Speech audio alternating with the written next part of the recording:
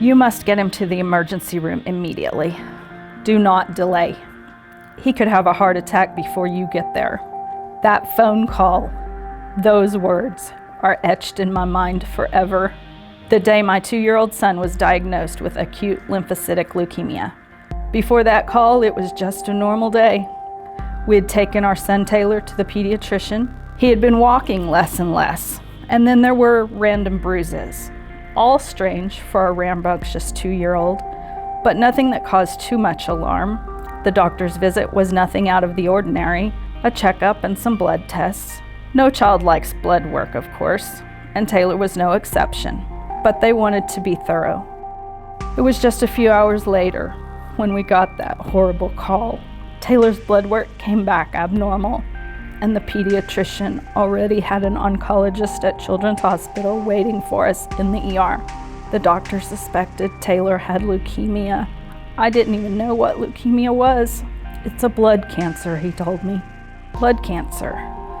My baby cannot have cancer.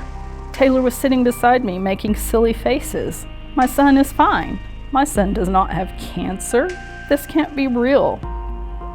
But it was. We rushed our son to the ER, and the nurse said, based off his blood counts, he shouldn't even be able to move. His condition needed urgent life-saving care. It was only a few hours later at the hospital that Taylor received his first blood transfusion, but this would only be the first of many. To try and save his life, Taylor would have to endure a 2.5-year treatment plan. The future looked daunting. Daily chemotherapy medicine, weekly IV therapy, extended hospital stays, and of course, the life-saving blood transfusions. But 2.5 years later, Taylor rang that bell. He finished his treatment. The nightmare was over. My little baby is now 23 years old, and although he struggles with autism, he is one of the most amazing people I know. Taylor is an aspiring artist, an animal lover, a prankster, and one of the most kind-hearted people you will ever meet. Most of all, he still has that same strength he had at 2 years old. He is a true fighter and survivor. And Taylor's journey began in the hospital with that first blood transfusion. A transfusion made possible because someone was generous enough to donate blood, a gift that saved his life. I'm grateful to all of those who helped in our time of need.